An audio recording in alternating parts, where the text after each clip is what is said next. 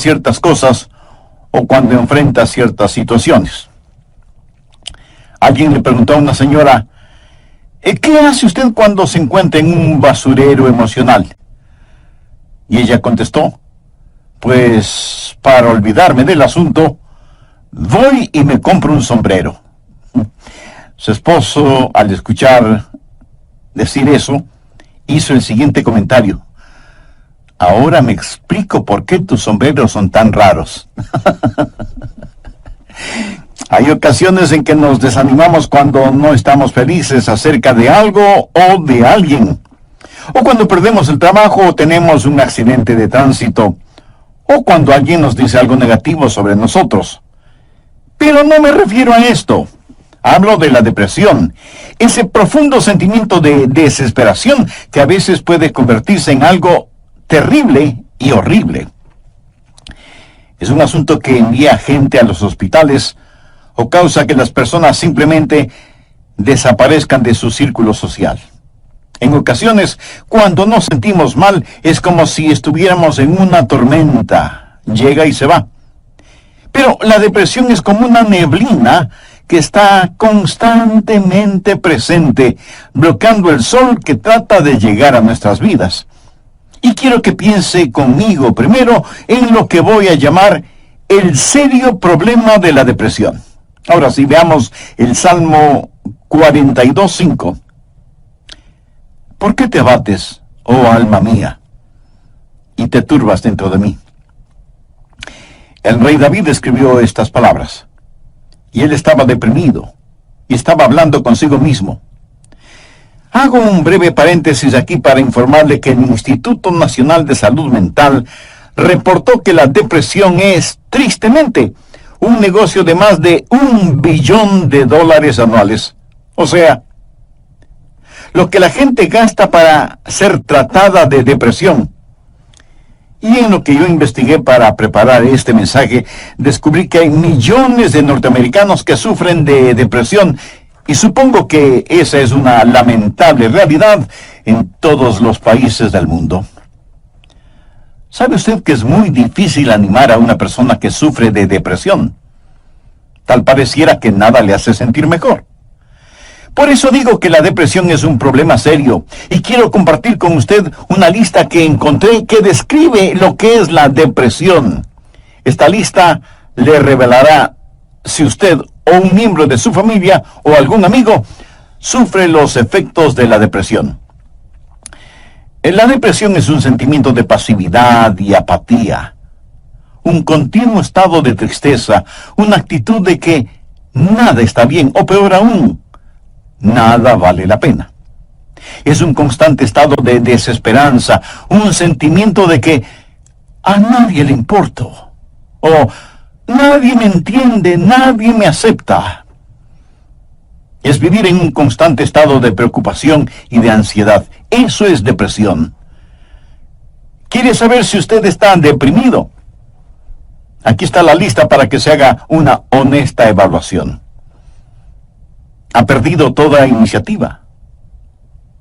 Tal vez súbita o lentamente usted siente que quiere tirar la toalla. Siente repentinos deseos de llorar sin causa aparente. Se despierta de pronto por la noche y ya no puede volver a dormir. Se despierta por la mañana sintiéndose fatigado. Siente dolores no bien definidos en todo su cuerpo. Se encuentra a veces pensando en su propia muerte o con pensamientos suicidas. ¿Alguna vez suspira incesantemente o como si algo pesado le oprimiera el pecho? ¿Ha llegado al punto de no confiar en su propio juicio y le es un verdadero problema el tomar alguna decisión? Se vuelve a veces irritable y choca o pelea fuertemente con otros sin ninguna razón aparente. Está consciente de que nada, absolutamente nada le entusiasma. Permítame aclarar que esa no es mi lista. Pero estoy seguro que es la lista de alguien. Amigo, Esa es la depresión de alguien que está deprimido o deprimida. Y a lo mejor alguno de quienes me escucha dirá, pastor, ese mensaje no es para mí porque yo no estoy deprimido. Felicitaciones. Pero sabe, alguien que usted conoce lo está. Y usted puede ayudar a ese alguien. ¿Está seguro o segura que usted no necesita ayuda en esta área? ¿Cómo puede levantarse cuando está caído? La depresión es una enfermedad mortal que manda a mucha gente a los hospitales y a otros a la tumba.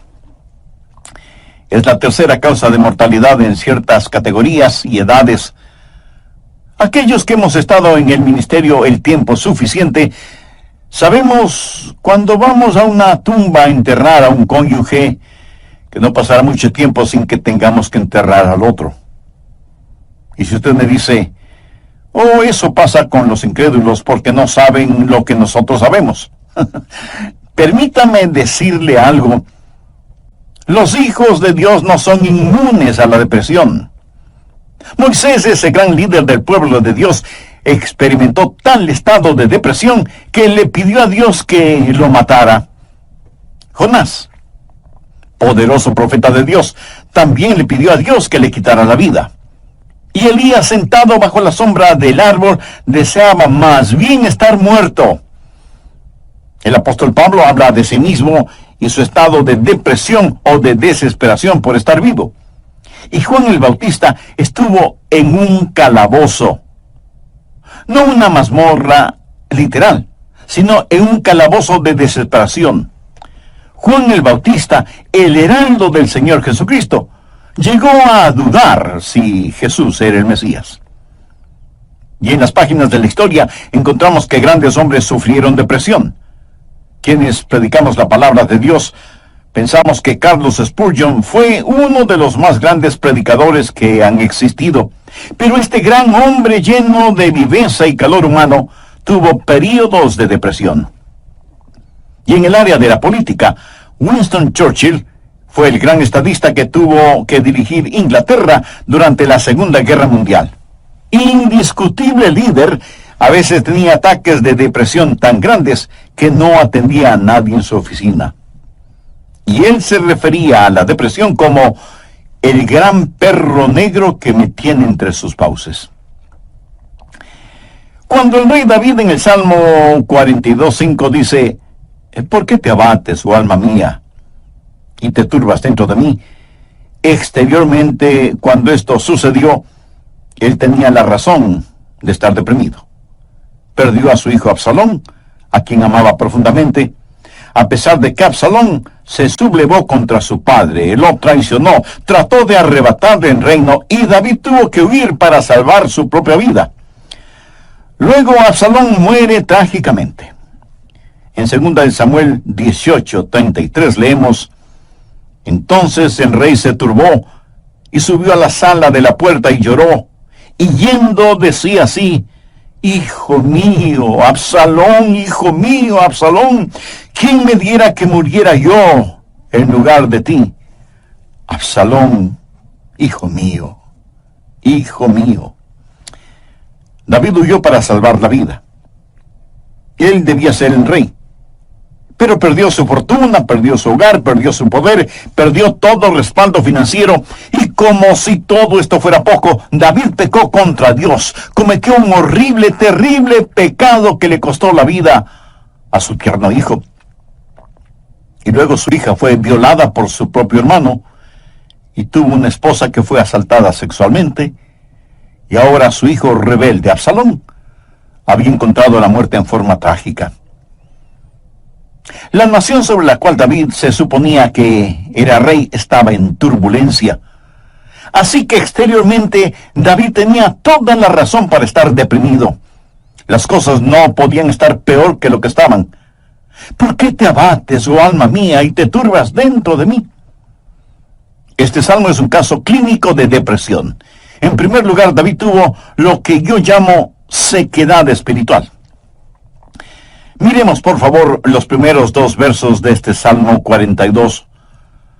Como el ciervo brama por las corrientes de las aguas, Así clama por ti, oh Dios, el alma mía. Mi alma tiene sed de Dios, del Dios vivo. ¿Cuándo vendré y me presentaré delante de Dios?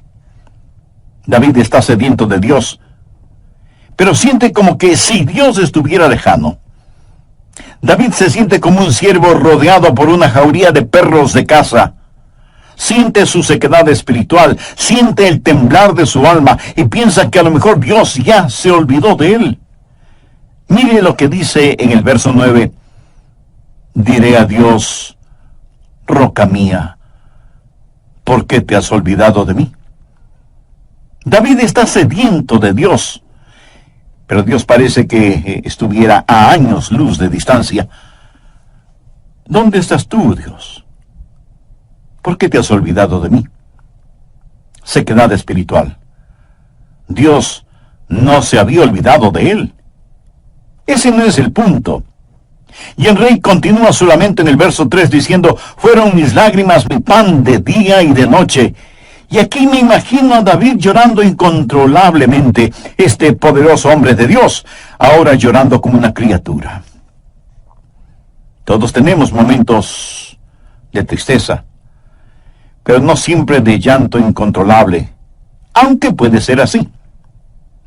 Eso es un signo de depresión. No es como una lluvia de verano que cae y desaparece rápidamente, sino que es más bien como una neblina continua durante el día nublado. David siente vergüenza y se siente derrotado. Mire lo que dice en el verso 3. Fueron mis lágrimas mi pan de día y de noche, mientras me dicen todos los días, ¿dónde está tu Dios? Él sabe que sus enemigos están burlándose de él y está avergonzado. Se siente como un indigno testigo de Dios, y por supuesto que lo fue. Sabe, a veces, aun estando en evidente pecado, tratamos de testificar, pero no tenemos ni el poder ni el gozo para hacerlo, y no tenemos la victoria, y esto aumenta nuestra vergüenza. El sentido de culpa de David le hizo pensar que era una desgracia delante de Dios, y todo era peor por las recurrencias de sus memorias. Mire lo que dice en el verso 4. Me acuerdo de estas cosas y derramo mi alma dentro de mí, de cómo yo fui con la multitud y la conduje hasta la casa de Dios, entre voces de alegría y de alabanza del pueblo en fiesta. David recordaba mejores días. Miró retrospectivamente aquellos días cuando tuvo gozo y paz junto con la multitud, alabando a Dios en la casa de Dios. Y ahora todo eso no era más que un recuerdo. Ya no era nada real para él, y hacía que todo su dolor, toda su turbación fuera más vívida, y sentía que esos hermosos días que antaño experimentó, los había perdido para siempre. Y como si eso no fuera suficiente, él estaba abrumado por las circunstancias. Miremos lo que David dice en los versos 6 y 7. Dios mío, mi alma está abatida en mí. Me acordaré, por tanto, de ti desde la tierra del Jordán, y de los hermonitas desde el monte de Mizar. Un abismo llama a otro a la voz de tus cascadas. Todas las ondas y tus olas han pasado sobre mí. El río Jordán es llamado el río de la muerte. La palabra Jordán literalmente significa descenso y juzgamiento. Comienza en el monte Hermón, que está casi a 3.000 metros sobre el nivel del mar, y desciende por un tortuoso camino hacia el Mar Muerto. El Mar Muerto está a casi 450 metros por debajo del nivel del mar. Y el río Jordán fluye hacia el Mar Muerto para no volver a aparecer. Así que, en la tipología bíblica, Jordán ha sido la representación de muerte y desesperación. Y David siente que está totalmente inundado por las circunstancias. Las aguas de Dios están sobre él. Está cubierto de problemas y no sabe hacia dónde dirigirse. Está absoluta y totalmente abrumado por las circunstancias. Y quiero decirle que estadísticamente, personas así son suicidas.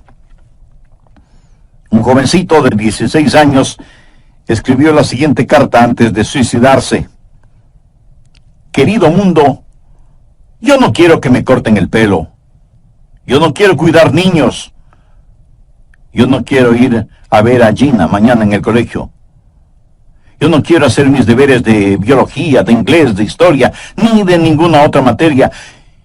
Yo ya no quiero estar triste o solo o deprimido.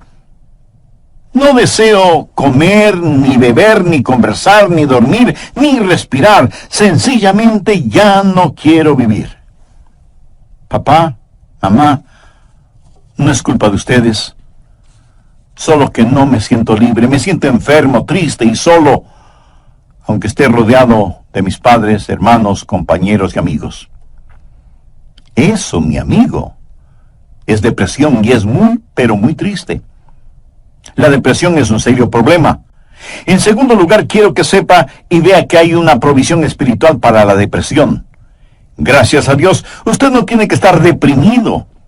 Dios ha hecho provisión para usted, para mí, para nuestras familias y para nuestros amigos, para todos aquellos que sufren depresión. Primero, usted tiene que mirarse interiormente y analizar su corazón. Veamos el Salmo 42, los versos del 5 al 7. ¿Por qué te abates, oh alma mía, y te turbas dentro de mí? Espera en Dios, porque aún he de alabarle, salvación mía y roca mía, Dios mío, mi alma está abatida en mí. Me acordaré por tanto de ti desde la tierra del Jordán, y de los hermonitas desde el monte de Mizar. Un abismo llama a otro a la voz de tus cascadas, todas tus ondas y tus olas han pasado sobre mí. Pero ahora quiero que note en forma particular que David comienza a hablar consigo mismo. Y si usted me pregunta si uno puede hablar con uno mismo, pues le diré que sí, David lo hizo. Y no me diga que usted nunca ha hablado con usted mismo, porque francamente no se lo voy a creer. Porque todos lo hacemos, consciente o inconscientemente. Note que David está hablando con su alma. El alma es el ego que vive dentro de cada uno de nosotros, no es el espíritu. El espíritu es su naturaleza espiritual, su alma es su naturaleza emocional, su mente, sus emociones, su voluntad. Y David le habla a su alma. En el próximo programa terminaremos este estudio bíblico sobre la depresión. Y espero que esto no lo deprima ahora. Antes de finalizar y sabiendo que la depresión no hace acepción de personas y la sufren santos y pecadores, permítame preguntarle en forma personal, ¿ha depositado su fe en el Señor Jesucristo? ¿A quién recurre cuando está deprimido? Recuerde que la causa de la depresión puede ser externa, pero la solución es interna, íntima, personal. Si usted aún no tiene a Jesús en su corazón, puede hacerlo este mismo momento. Ore con sus propias palabras de la siguiente manera. Señor Jesús, sé que eres el Hijo de Dios, que fuiste a la cruz para pagar la culpa de mis pecados, y que Dios te resucitó de entre los muertos. Este mismo momento te acepto en mi corazón como mi Salvador y mi Señor, y te ruego que tomes el control total de mi vida. Gracias por perdonarme. Gracias por darme nueva vida. Y ayúdame a vivir de tal manera para que pueda traer honra y gloria a tu nombre. Voy a comenzar este programa haciendo un resumen de lo que estudiamos en el programa anterior.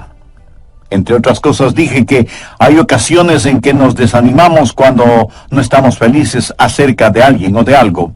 O cuando perdemos el trabajo, o tenemos un accidente de tránsito, o cuando alguien dice algo negativo sobre nosotros. Pero no me refiero a esto. Hablo de la depresión. Ese profundo sentimiento de desesperación que a veces puede convertirse en algo terrible y horrible. La depresión es un sentimiento de pasividad y apatía, un continuo estado de tristeza, una actitud de que nada está bien, o peor aún, nada vale la pena.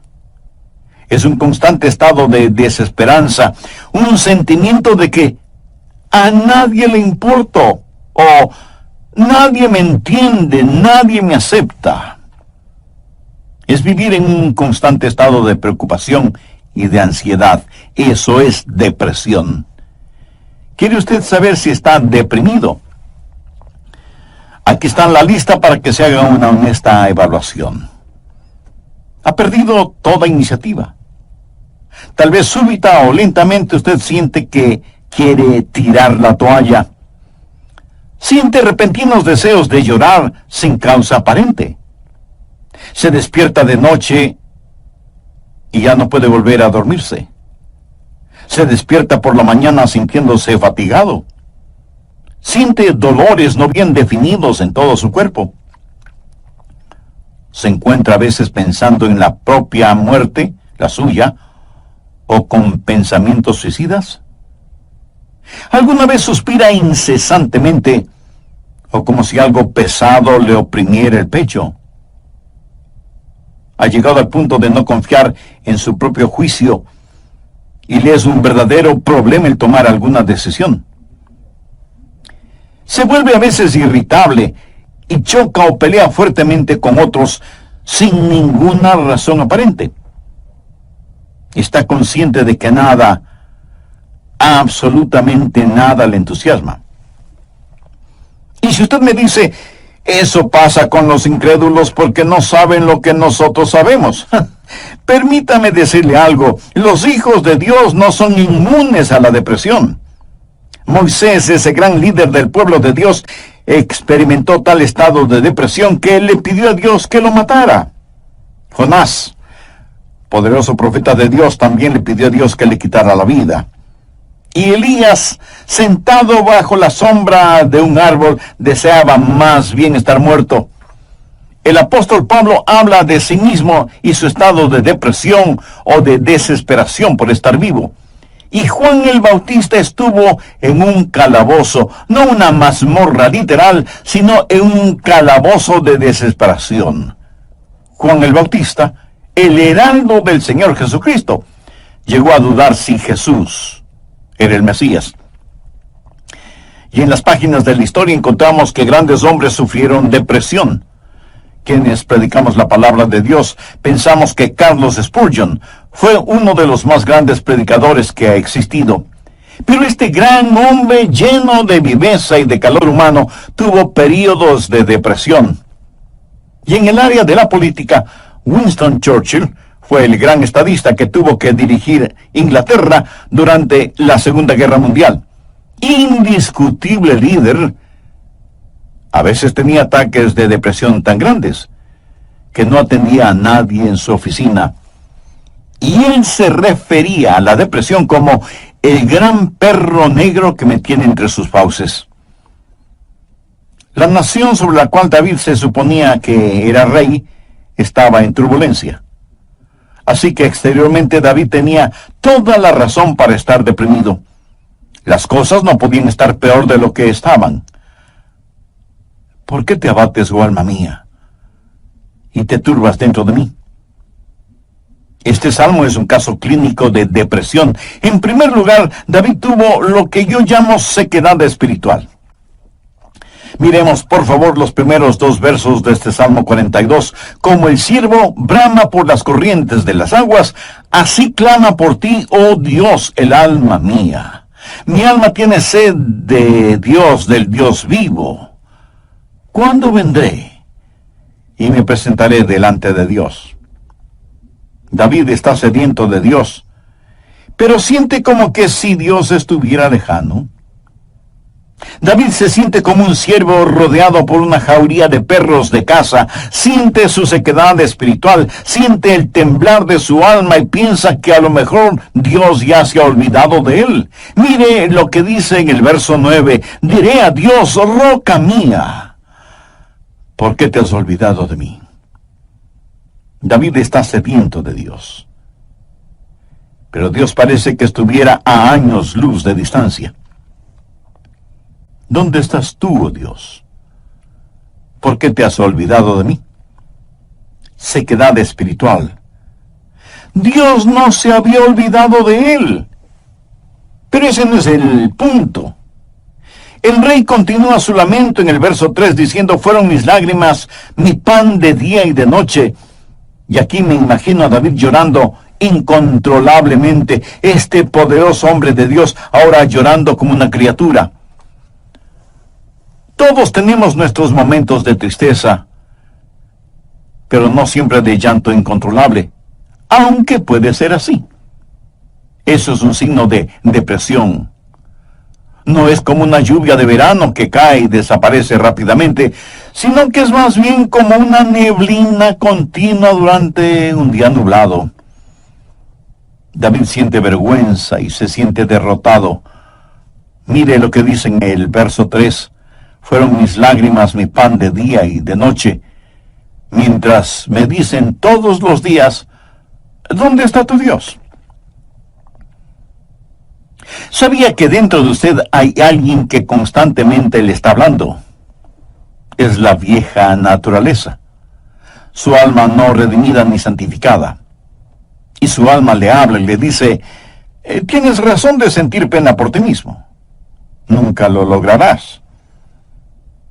No tienes lo que se requiere. Este es el final.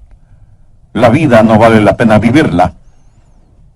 Y David responde a su alma y le dice: ¿por qué te abates, oh alma mía?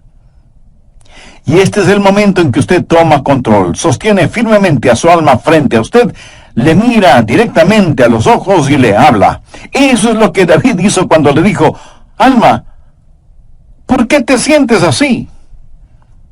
Usted tiene que mirarse íntimamente, interiormente, y analizar su corazón. ¿Por qué está deprimido?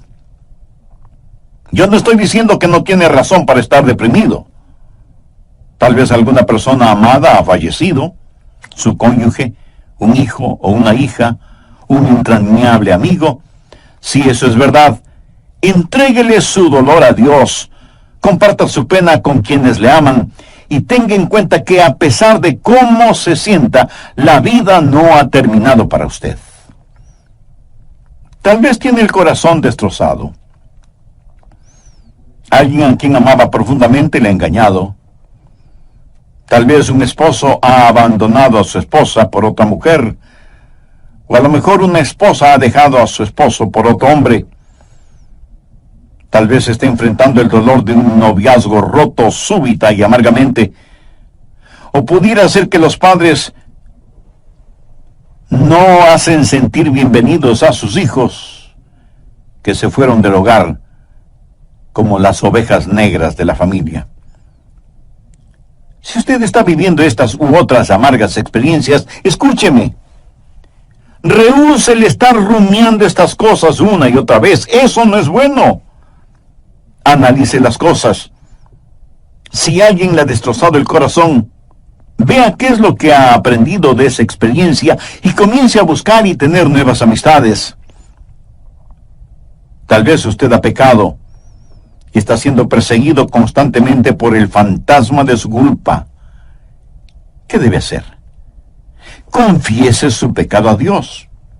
Y si tiene que pedir perdón a alguien, hágalo.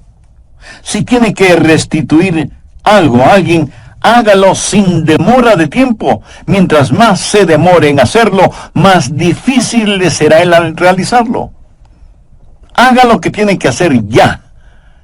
Y cierre la puerta de ese pasado. Analice, mire su propio corazón y pregúntese: ¿por qué estoy abatido? Pero necesita hacer algo más. No solo un análisis íntimo de su corazón, sino que mirando hacia arriba, reconozca que necesita ayuda una vez que ha identificado el problema. Noten los versos del 7 al 9 lo que David dijo: un abismo llama a otro a la voz de tus cascadas, todas tus ondas y tus olas han pasado sobre mí. Pero de día mandará Jehová su misericordia, y de noche su cántico estará conmigo, y mi oración al Dios de mi vida. Diré a Dios: roca mía, ¿por qué te has olvidado de mí? ¿Por qué andaré yo enlutado por la opresión del enemigo? ¿qué es lo que David está haciendo ahora? Pues mirar hacia arriba. No solo interiormente para ver por qué me siento así, sino mirar hacia Dios y decir, Dios, tú eres mi ayuda y mi esperanza. Tú me cubrirás con tu misericordia. Oh, qué amigo nos es Cristo. Él llevó nuestro dolor. Estoy seguro que alguien me dirá, pastor, lo que yo estoy pasando usted no lo comprende. Mi amigo, ese no es el punto. Cierto, yo no lo comprendo, pero Dios le comprende. Y no solo que le comprende, sino que le ama y quiere cuidar de usted. Él es su ayudador, aun cuando usted no lo entienda. El doctor Warren Wiersbe fue un gran maestro bíblico, y él dijo que la vida no es un problema que debe ser resuelto, sino un misterio que debe ser vivido. Eso nos hace recordar siempre que, como hijos de Dios, no vivimos de explicaciones, sino de promesas. Algunos piensan que de alguna manera Dios les ha olvidado o Dios les ha fallado. No. Dios ni se ha olvidado de usted ni le ha fallado a usted. Pero David se sintió así. Mire la pregunta que hace en el verso 9. Dios, ¿por qué te has olvidado de mí? No, Dios no se había olvidado de David. Y si usted me dice, pastor, realmente no entiendo esto, yo le diré que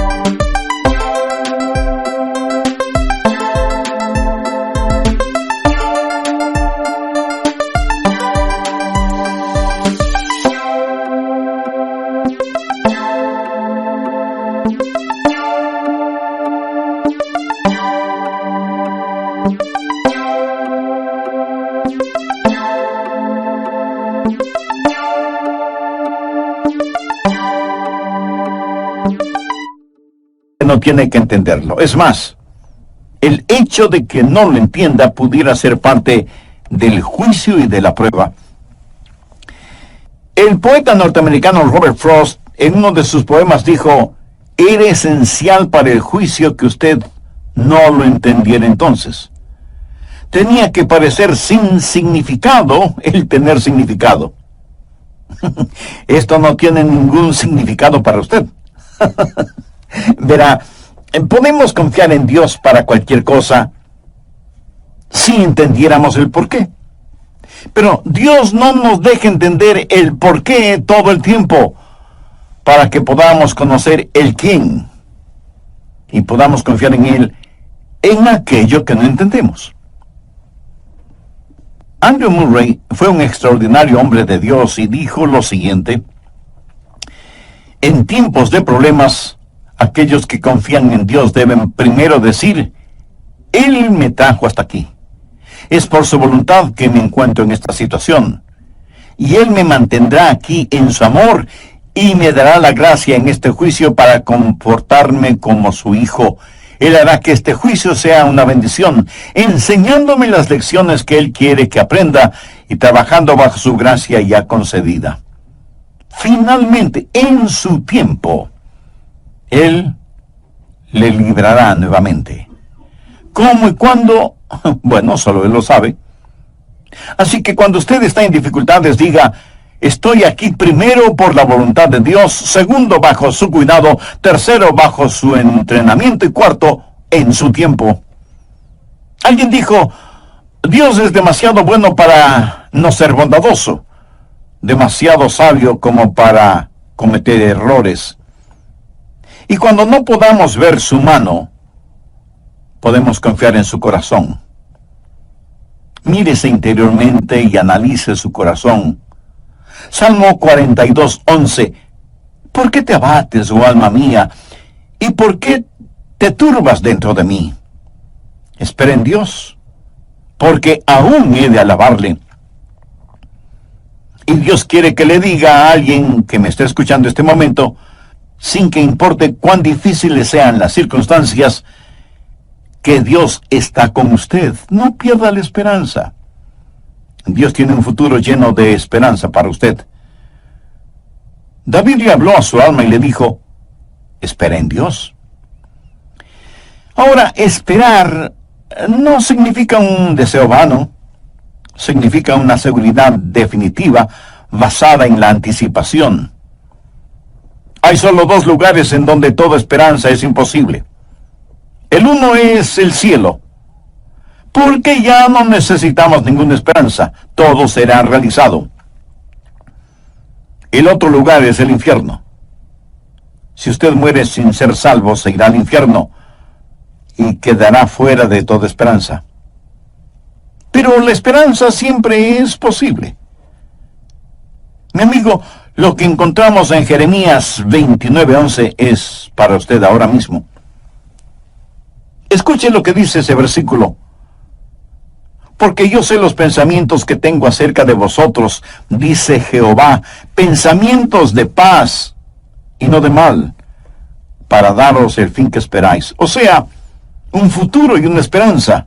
No permita que Satanás apague la vela de la esperanza. Usted necesita mirarse interiormente y analizar su corazón. Necesita mirar hacia Dios y saber que habrá ayuda. Necesita mirar al frente y darse cuenta que hay esperanza. Dios transformará su calvario en una Pascua y convertirá cada una de sus lágrimas en perlas. Dios pondrá un hermoso arco iris de su gracia sobre sus pesares. Espera en Dios. Él va a llenar las más profundas necesidades de su corazón. Y Dios nunca estará satisfecho hasta que el más grande deseo suyo sea Él mismo. Hemos hablado del serio problema que es la depresión y de la esperanza que hay para usted. ¿Cuál es la promesa segura contra la depresión? ¿Por qué te abates, oh alma mía? ¿Y por qué te turbas dentro de mí? Espera en Dios, porque aún he de alabarle.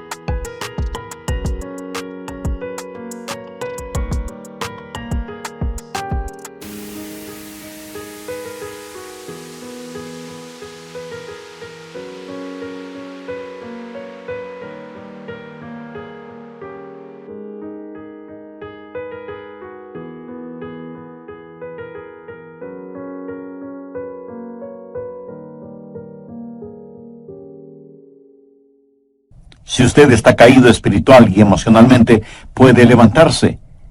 Y si hoy se siente deprimido, recuerde que Dios le ama. Ni una hoja cae al suelo sin que Él lo sepa. Sé que a veces abrazamos a las personas, les damos unas palmaditas en la espalda y les decimos que las cosas van a mejorar. Pero, mi amiga, mi amigo, escúcheme. Aparte de Jesús, no hay una verdadera esperanza para el mundo. Anoche, mientras meditaba en este mensaje que estoy compartiendo con usted, dije, Señor, no quiero hablar sobre la depresión.